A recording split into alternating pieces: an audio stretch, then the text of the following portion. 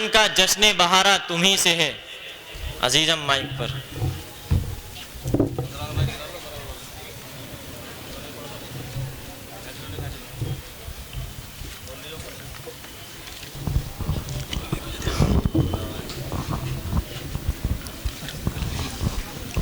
السلام علیکم. للعلا للعلا للعلا للعلا للعلا للعلا للعلا للعلا للعلا للعلا للعلا للعلا يا بني الجامعة بالنهى والتقى والرضا النافعة للعلا للعلا ستروا في الضنا صفعة ناسعة شمروا وانهضوا في خطى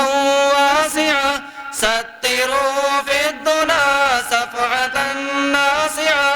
شمروا وانهضوا في خطى واسعة واستنيروا بنور السماء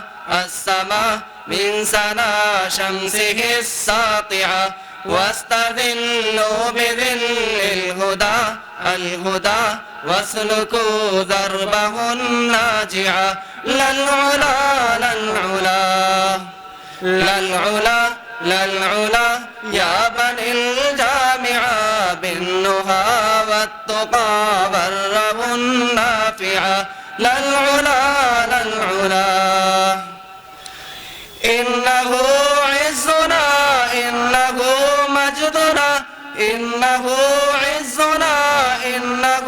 مجدنا يا بني الجامعة يا بني الجامعة للعلا للعلا يا بني الجامعة للعلا للعلا والولاء الولاء يا رجال الغد خالصا للإله سامي المقصد والفداء الفداء إن عدا معتد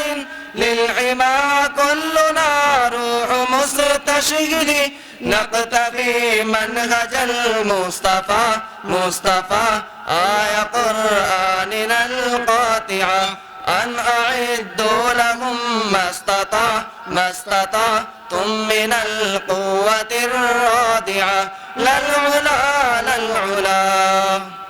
للعلا للعلا يا بني الجامعة بالنهى والتقى والرضا النافعة للعلا للعلا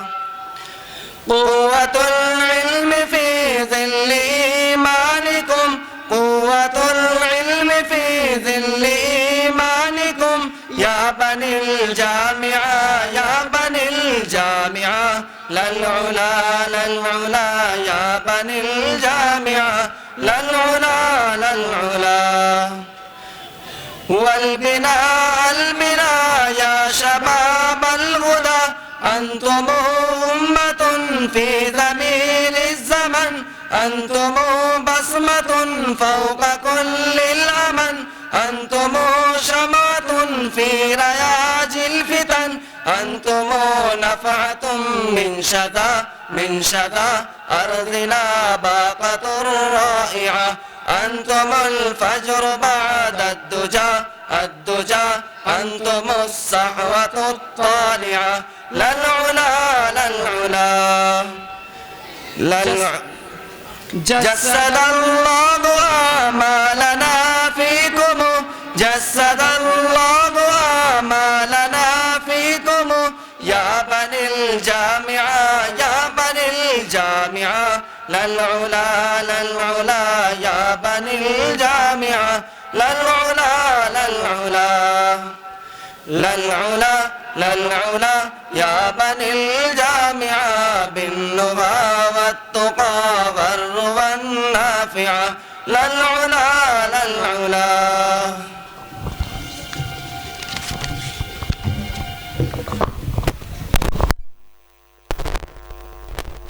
یہ کون صحنے چمن سے گزر گیا یہ کون صحنے چمن سے گزر گیا پھول اب تک ہے چاک گریباں کیے دوستو، اب میں جہیز کی حقیقت و قباحت کو منقح کرنے کے لیے دعوت خطابت دے رہا ہوں رفیق محترم مولوی محمد جنید سلمہ کو اس شعر کے ساتھ کہ درد ملت ہے تو آواز اٹھانی ہوگی، درد ملت ہے تو آواز اٹھانی ہوگی، صورتحال زمانے کو بتانی ہوگی، تو جو اٹھ جائے جہیز کے خلاف، تو جو اٹھ جائے جہیز کے خلاف، تیرے ایمان کی یہ زندہ نشانی ہوگی۔ موصوف مائک پر۔ نحمده ونصلي على رسوله الكريم، أما بعد، فأعوذ بالله من الشيطان الرجيم، بسم الله الرحمن الرحيم، ومن يتعد حدود الله فأولئك هم الظالمون،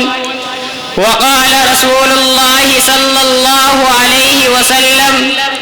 من تزوج امرأة لعزها لم يزده الله إلا ذلا،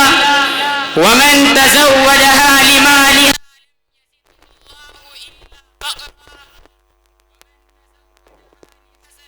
لم يزده الله إلا دناء، ومن تزوج امرأة لم يردها إلا أن يغض بصره ويحسن فرجه أو يصل رحمه، بارك الله له فيها وبارك لها فيه، أو كما قال عليه الصلاة والسلام۔ صدر انجمن، معزز علماء اکرام، سامعین اعظام اور عزیز ساتھیوں، آج میں آپ حضرات کے سامنے جہیز کے عنوان پر کچھ لب کشائی کی جسارت کر رہا ہوں۔ دعا کیجئے کہ اللہ تعالیٰ مجھے صحیح بات کہنے اور ہم سب کو ان پر عمل کرنے کی توفیق عطا فرمائے۔ محترم حضرات، میں نے جو حدیث شریف پڑھی ہے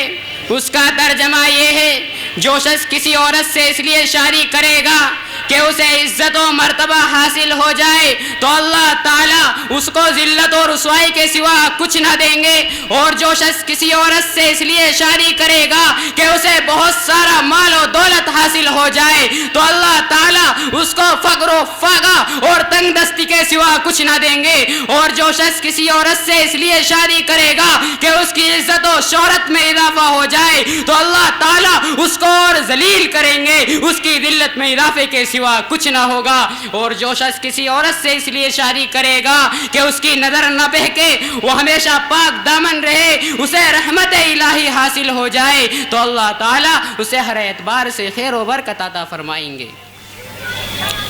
حاضرین اکرام، اس حدیث سے واضح ہو گیا کہ جہیز کے لالچ میں نکاح کرنا آدمی کو فقر و فاقہ اور تنگ دستی کے حوالے کر دیتا ہے۔ جہیز کی طمع کرنا آدمی کو ذلت و رسوائی کے بازار میں بیچ دیتا ہے۔ مذہب اسلام میں جہیز دینا جائز ہے، مگر اس کی حقیقت کو جاننا بھی ضروری ہے۔ شریعت اسلامی میں جہیز تحفے اور ہدیے کی حیثیت رکھتا ہے۔ باپ اپنی بیٹی کو کچھ ضروری سامان دے دے تو اس میں کچھ حرج نہیں، مگر لینے والے کو اعتراض کرنے کا حق نہیں، مانگنے کا ادھیکار نہیں، سوال کرنا جائز نہیں۔ مگر آج اسی جہیز کے نام پر ہماری بہنوں پر ظلم و زیادتی کی جا رہی ہے، انہیں مارا پیٹا جا رہا ہے، گھروں سے باہر نکالا جا رہا ہے، بے عزتی کے ساتھ پھانسی کے پھندوں پر لٹکایا جا رہا ہے، صرف اس بنیاد پر کہ اس معصوم نے بیش بہا جہیز کے ذریعے ان کے دلوں کو خوش نہیں کیا، اس معصوم نے جہیز کی فہرست کو مکمل نہیں کیا۔ کسی شاعر نے موجودہ حالات کی بہترین ترجمانی کرتے ہوئے کیا ہی خوب کہا ہے: کل آنگن میں ایک لاڈلی جل رہی تھی، کل آنگن میں ایک لاڈلی جل رہی تھی، ابھی جس کے ہاتھوں میں مہندی رچی تھی، خطاؤں میں خطا اس دلہن کی یہی تھی، خطاؤں میں خطا اس دلہن کی یہی تھی کہ ابھی جہیز کی فہرست میں کچھ کمی تھی۔ دردمندان ملت، جہیز کے نام پر ظلم کرنے والے ان مجرموں کو یہ احساس دلا دینا چاہیے کہ تم بھیڑیے ہو، انسانی شکل میں خوخار وحشی درندے ہو، اللہ کی مخلوق کے دشمن ہو کہ ایک عورت دی جان کو بے جان سمجھ کر جب چاہا رکھ لیا، جب چاہا چھوڑ دیا، جب چاہا مار دیا، جب چاہا پھانسی پر لٹکا دیا، جب چاہا بے عزت کر دیا، جب چاہا تیل چھڑک کر جلا دیا۔ ارے حقیقت اور تکلیف تو اس وقت معلوم ہوگی جب یہی معاملہ تمہاری بہن اور بیٹیوں کے ساتھ ہوگا۔ مسلمانان باوقار، جہیز مانگنا مسلمان کی شان نہیں، در حقیقت یہ غیروں کی تہذیب ہے جسے مسلمان بڑے فخر سے اپنا رہا ہے اور ایک مروجہ رسم بن چکی ہے۔ حقیقت سے اس رسم کا کوئی تعلق نہیں، اور یہ بات جہیز مانگنے والوں کی آنکھوں سے اوجھل ہو جاتی ہے کہ اسی جہیز کی بنا پر کتنی بہنوں کا سہاگ اجڑ چکا، کتنے خاندان تباہ و برباد ہو چکے، کتنے غریب والدین ان خوریز مناظر کی تاب نہ لا کر اس دنیا سے چل بسے۔ جی ہاں، اسی جہیز کی دہکتی آگ نے معصوم دو شیزاؤں کی زندگیوں کو جلا کر خاکستر کر دیا، ان کے ارمانوں کا گلا گھونٹ دیا۔ جہیز کا مسئلہ مسلم معاشرے کا ناسور ہے، ایک زخم ہے جو رشتے رشتے لا علاج ناسور بنتا جا رہا ہے۔ اسی جہیز کی بنا پر غریب والدین قرض کے بوجھ میں دبے جا رہے ہیں، اسی جہیز کی بنا پر غریب بچیوں کی زندگی اجیرن بن گئی ہے، اسی جہیز کی بنا پر اموات و فسادات میں اضافہ ہو رہا ہے، اسی جہیز کی بنا پر مفلوق الحال لوگوں کو کوئی ہاتھ پکڑنے کو تیار نہیں، اسی جہیز کی بنا پر غریب و نادار لڑکیاں کوری ہی رہ کر بیواؤں کی طرح اپنے ماں باپ کے گھر زندگیاں بسر کر رہی ہیں۔ اسی جہیز نے لوگوں کو خون کے آنسو بہانے پر مجبور کر دیا۔ اے جہیز کے بھکاریوں، تمہاری غیرت کہاں چلی گئی؟ کیا تمہاری غیرت کے لالے پڑ گئے ہیں؟ کیا تمہارے اندر نرمی اور رحم کا مادہ ختم ہو گیا ہے؟ کیا تمہارے گھر میں بہن بیٹی نہیں ہے؟ کیا تمہارے اندر اسلامی تعلیمات کی کوئی قدر نہیں ہے؟ کیا تمہارے اندر روایات اسلامی کا کوئی پاس و لحاظ نہیں ہے؟ کیا تمہارے دلوں میں سنت رسول سے محبت نہیں ہے؟ مجھے بتاؤ تو کیا تمہارے دل پتھر سے بھی زیادہ سخت ہو چکے ہیں؟ ارے ذرا غور بھی تو کرو، عورت اللہ تعالیٰ کی وہ نعمت عظمیٰ ہے جس کا مقام قرآن نے وَقَرْنَ فِي بُيُوتِكُنَّ وَلَا تَبَرَّجْنَ تَبَرُّجَ الْجَاهِلِيَّةِ الْأُولَىٰ کہا، مگر آج وہی عورت دفتروں، دکانوں اور ہوٹلوں میں غیر محرم مردوں کے سامنے دوچار ہو رہی ہے۔ مجھے بتاؤ، اس باپردہ خوشبودار پھول کو گھر سے نکلنے پر کس نے مجبور کیا؟ تم یہ کہنے پر مجبور ہو جاؤ گے کہ غریب والدین اپنی وسعت کے بغیر اس معصوم کے ہاتھ نہیں رنگ سکتے، لہذا یہ خود اپنے لیے سامان جہیز فراہم کر رہی ہے۔ پھر شادی کے چند ہی ایام بعد یہ خبر آنے لگتی ہے کہ جہیز کی کمی کی وجہ سے سسرال والوں کی زیادتی بڑھتی جا رہی ہے۔ کبھی اس معصوم دوشیزہ کو لقمہ اجل بنا دیا جاتا ہے۔ معزز سامعین، میں آپ کو فانی بدایونی کا واقعہ سنانا چاہتا ہوں۔ انہوں نے اپنی لاڈلی بیٹی کو بے پناہ جہیز دیا تھا، یہاں تک کہ اپنا گھر بھی سامان جہیز میں دے دیا۔ پھر کچھ ہی ایام بعد فانی بدایونی کو یہ اطلاع ملتی ہے کہ سسرال والوں نے مزید جہیز کا مطالبہ پورا نہ کرنے پر ان کی پیاری بیٹی کو قتل کر ڈالا۔ بوڑھا باپ فانی بدایونی اپنے لڑکھڑاتے پاؤں لے کر بیٹی کے جنازے کے پاس ٹھہر کر کثرت علم اور غموں کے جذبات سے مغلوب ہو کر بے ساختہ یہ شعر پڑھتا ہے، اب آیا یاد اے آرام جا اس نامرادی میں، اب آیا یاد اے آرام جا اس نامرادی میں کہ کفن دینا بھولے تھے اپنی بیٹی کو سامان شادی میں۔ حاضرین گرامی، آج جہیز مانگنے والے اور بھیک مانگنے والے میں کوئی فرق نظر نہیں آ رہا ہے۔ دولہا یا دولہے کے گھر والے ایک بھکاری کی طرح سوال کرتے ہیں اور انٹرنیشنل فقیر بن کر فریج، فون، گاڑی اور دیگر سامان عیش و عشرت خیرات میں مانگتے ہیں، پھر اسی خیرات کو لے کر اپنے دوست و احباب میں دکھاتے ہوئے ذرا بھی شرم محسوس نہیں کرتے، گویا اپنی زبان حال سے کہتے ہیں یہ لڑکی والوں کی جانب سے دی ہوئی خیرات ہے جو انہوں نے بے پناہ قرض لے کر ہمیں دی ہے۔ اے نوجوانوں، تمہیں کیا ہو گیا؟ تمہاری غیرت کہاں چلی گئی کہ تم جہیز کے نام پر لڑکی والوں سے بھیک مانگتے ہو؟ خدا را نادار و کمزور لوگوں پر ظلم نہ کرو، ورنہ تمہیں بھی اپنے کیے کی سزا بھگتنی پڑے گی۔ لہذا نکاح کو آسان بناؤ اور رسول اللہ صلی اللہ علیہ وسلم کی سنت پر عمل کرو، خدا اعتمادی کا ثبوت دو اور بلا جہیز شادی کرنے کا عزم مصمم کرو۔ اللہ تعالیٰ سے دعا ہے کہ اللہ تعالیٰ ہم سب کو بلا جہیز شادی کرانے کی توفیق عطا فرمائے۔ وما علینا الا البلاغ۔ ناظرین باوقار، یہ تو حقیقت ہے کہ جہیز سماج کا ایک ایسا ناسور اور ناگ بن چکا ہے جس نے گھروں کے گھر، خاندانوں کے خاندان اور گاؤں کے گاؤں کو ڈس لیا ہے۔ حد اور افسوس تو اس وقت ہوتا ہے جب پڑھا لکھا طبقہ، دینداری کا مدعی، اس طرح کی مذموم حرکات کا مرتکب نظر آتا ہے اور نت نئے اور عجیب قسم کے ناجائز مطالبات کرنے میں کسی طرح کی عار محسوس نہیں کرتا، بلکہ اس شعر کا مصداق نظر آتا ہے کہ عجب ماجرا ہے حضرات دیکھیے، عجب ماجرا ہے حضرات دیکھیے، داماد مانگتا ہے خیرات دیکھیے۔ اللہ پاک ہمیں اس فعل شنی کے اثر قبیح سے محفوظ فرمائے۔ دوستو، میری آج کی اس فہرست میں آپ کے لیے ایک ایسا سامان بھی موجود ہے جو آپ کی طبیعت میں سرور و نشاط بھر دے گا،